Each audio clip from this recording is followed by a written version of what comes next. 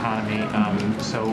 Fed Chair Jay Powell, after raising rates again today, he said in his press conference that the U.S. economy is not currently in a recession, but that the path to have a soft landing clearly has narrowed, which translated out of the jargon means that it's much more likely that we will have a recession as they continue to try to fight inflation in the future. So is that the White House's assessment as well, and what would you do to kind of make that less likely? So here's what he said. I'll quote him directly. "I don't think the U.S. is currently in a recession. There's just too many areas in the economy that are performing well." And then he points to the labor market, the very strong labor market that we know are one of the factors that economists and experts look at. Right now, we're seeing that strong labor market with about 400,000 jobs that have been created each month. We see unemployment at 3.6. There was the state unemployment numbers that came out last week with 21 states that are at 6% or lower.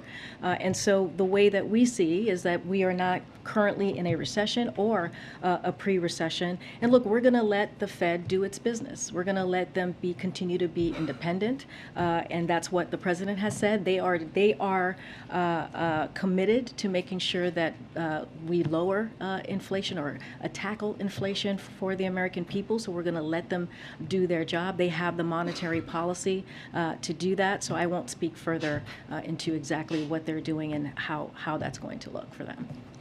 You noted we are not currently in a recession, you don't think, but are you concerned that these Fed rate hikes could push you into a recession?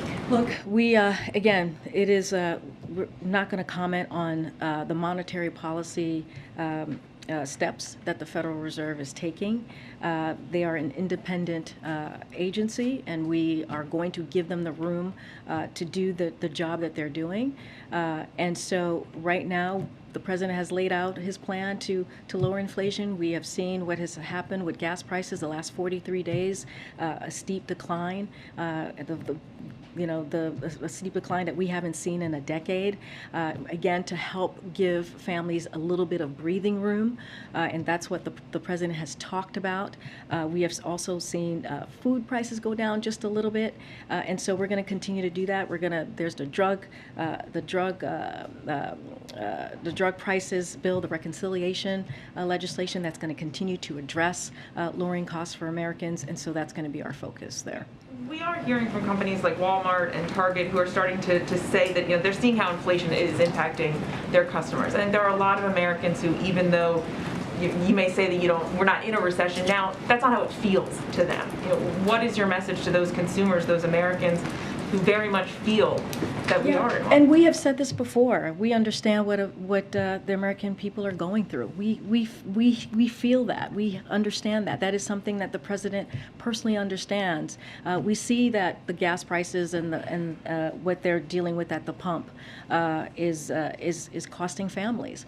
But again, the president for the past several months has taken action to make sure that we do everything that we can to give American families some relief. That's why he did the work with the Strategic Petroleum Reserve. That's why he did the announcement on the ethanol 15, something that's not normally done during the summer. And he did that so that we can bring some costs down. Even the Treasury Department announced yesterday that the actions that the president took helped bring down the cost per gallon by 40 cents. And so while there's still more work to be done, but this will give families a little breathing room. 70 cents on average per gallon. That's gonna give families with a two-car families at least $70 a month to save. And so that matters. Now, is there still work to be done? Absolutely. The job doesn't stop. He's going to continue to see what else he can do. That's why we're looking at the reconciliation piece as well to bring down lower costs, and that's what the chip bill is going to do.